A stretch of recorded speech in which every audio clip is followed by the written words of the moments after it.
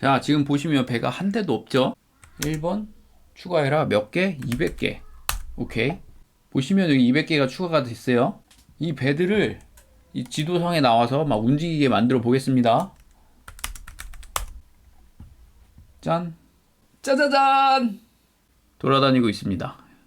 바다도 갔다가 육지도 갔다가. 네. 배가 육지로 가네.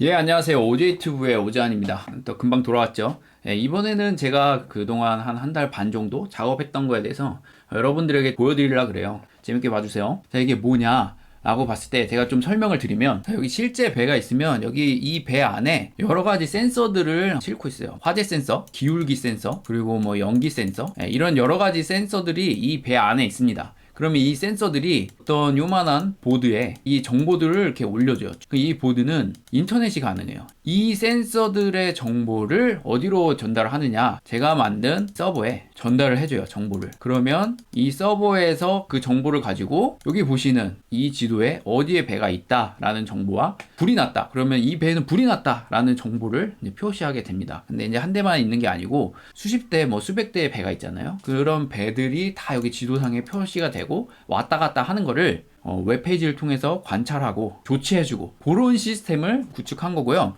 예, 기본적으로 프로그램을 실행하면 다음과 같은 로그인 화면이 나오게 됩니다. 그러면 로그인을 하면 이렇게 화면이 나오고요. 이제 아무것도 없죠. 이 상태에서 이 시스템을 이용하기 위해서 이제 선박을 등록합니다. 선박 관리 쪽으로 가가지고요. 등록을 누르면 선박명 테스트호라고 할게요. 그 다음 선박 번호는 적당히 이제 번호로 이렇게 입력을 하고요. 센서 코드는 중요한 게, 아까 이제 말씀드린 어떤 쪽보드가 있다 그랬잖아요. 그 보드가 센서 정보를 올려준다라고 했는데, 그 보드에 고유적인 아이디가 있어요. 그 아이디를 여기 입력하는 거예요. 그래서 보드의 아이디가 여기 있는 센서 코드와 동일하게 1대1 매칭이 돼야 그것이 어떤 센서 정보가 저장이 되고 화면에 뿌려지는 그런 작업이 가능하게 돼요. 그래서 이 센서 코드는 겹치면 안 되고 유일하게 입력을 해야 돼요. 그래서 항상 이게 입력할 때마다 이 센서 코드가 있는지 없는지를 검사하게 됩니다. 지금 상황 같은 경우에 등록된 선박이 없기 때문에 뭘로 입력해도 이제 상관이 없고요. MMSI 같은 경우에 저도 뭔지 모르겠어요. 하지만 고객이 요구한 상황이기 때문에 입력할 수 있게끔 여기에 해놨고요.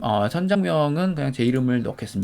이런 식으로 이제 등록을 하면은 이 순간 이제 등록이 완료됐습니다 라고 나오고, 그 다음에 여기 선박 하나가 뜨게 됩니다. 근데 여기 보면은 뭐 아무런 정보도 없죠. 이 정보를 받으려면 실제로 그 보드가 센서 정보를 보내줘야 돼요. 그 과정을 에뮬레이터로 한번 실행해 보도록 하겠습니다. 센서 정보를 올리려면 짝대기 R하고 S가 센서 코드예요. 그래서 9787, 요 센서 코드가 9787이잖아요. 예, 이쪽으로 이제 센서 정보를 하나 올려주는 거예요. 여기다가 엔터를 치면 이런 정보가 전달이 되게 되어 있습니다. 여기서 이제 세로 고침을 하는 순간 이런 정보가 올라오게 되어 있어요. 그럼 이 상태에서 이제 전체 상황에 가보면 좌표가 육지로 되어 있네요. 좀 이상하긴 한데, 아무튼 이제 배가 여기에 올라오게 되어 있고, 클릭하는 순간 이제 선박 정보가 쭉 이제 보일 수 있고, 이런 형태로 기본적으로 이제 돌아가게끔 되어 있습니다.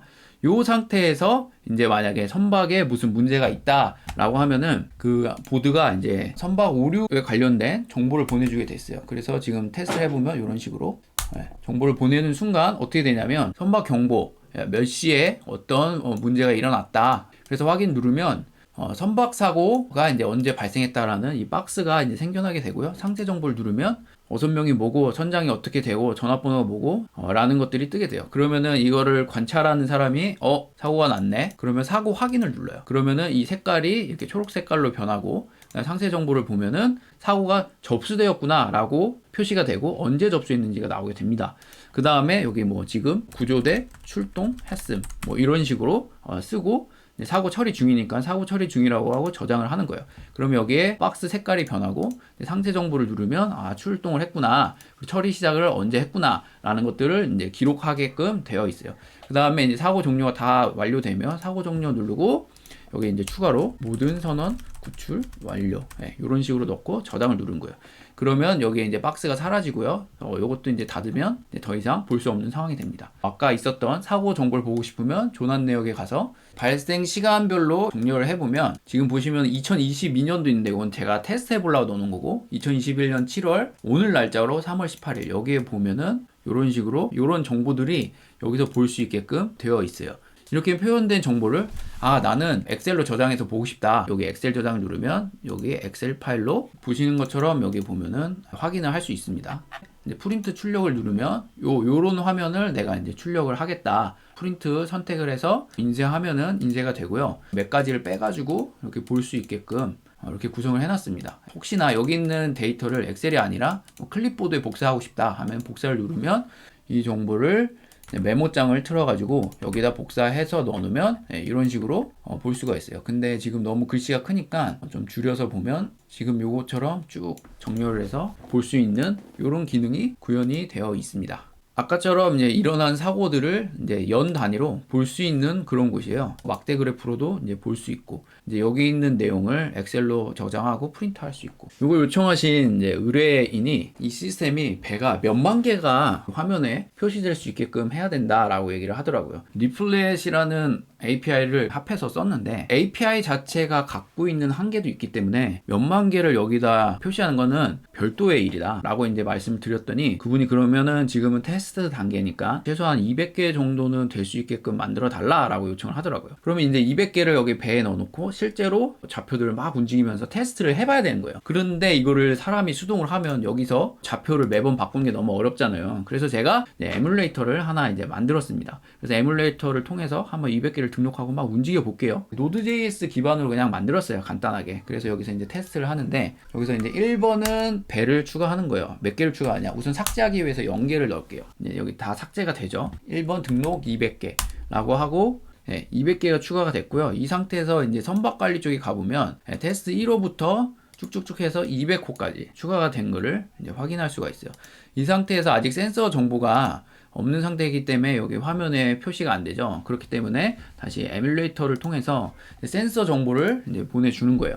지금 보면 뭐 워닝도 많고 이런데 이거는 그냥 제가 안 잡았어요. 그냥 테스트를 위해서 간단하게 쓰는 거기 때문에 하여튼 센서 정보는 2번을 누르고 몇 개의 배에 센서 정보를 보낼 거냐 200개를 보낼 거다 라고 엔터를 딱 치는 순간 센서 정보를 이제 막 보내기 시작해요.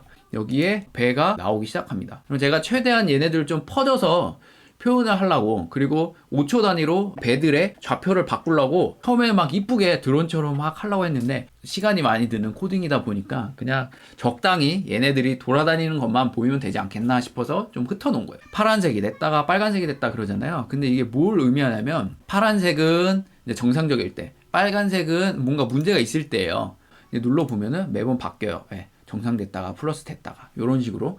그래서 요거는 제가 이제 테스트를 해보니까 500개 정도 넘어가면 좀 버벅이더라고요. 나오기는 나와요. 다 표시는 되는데 이 브라우저가 이제 힘들어 하더라고요. 그래서 요 부분은 이제 튜닝을 해야 돼요. 뭐 기존과 동일한 거는 안 뿌리고 뭐 이런 것들 걸러서 하여튼 최대한 속도를 튜닝해서 보이게끔 해야 되는데 그것도 이제 적어도 한 1, 2주는 노가다를 하면서 고쳐야 될 일이다. 아무튼 200개 정도면 충분히 테스트하는데 문제 없기 때문에. 그리고 거기서 이제 마지막 요구한 게 에러가 나면은 실시간 스트리밍을 이제 배에서 보내준대요. 어떤 상황인지. 그래서 그거를 볼 수 있는 이제 화면을 만들어 달라. 자, 이런 식으로 화면이 나오면 영상을 누르면 이쪽에 스트리밍이 영상 나오도록 제가 이제 화면을 잡아놨어요. 그리고 나중에 이 사고 영상을 다운 받아가지고 이제 볼 수 있게끔 이런 식으로 해서 작업을 마무리했습니다. 그 다음에 보시면 이제 화면을 크게도 볼 수 있지만 줄여가지고 볼 수 있게끔 제가 구성을 했고요. 반응형 웹이라고 하죠.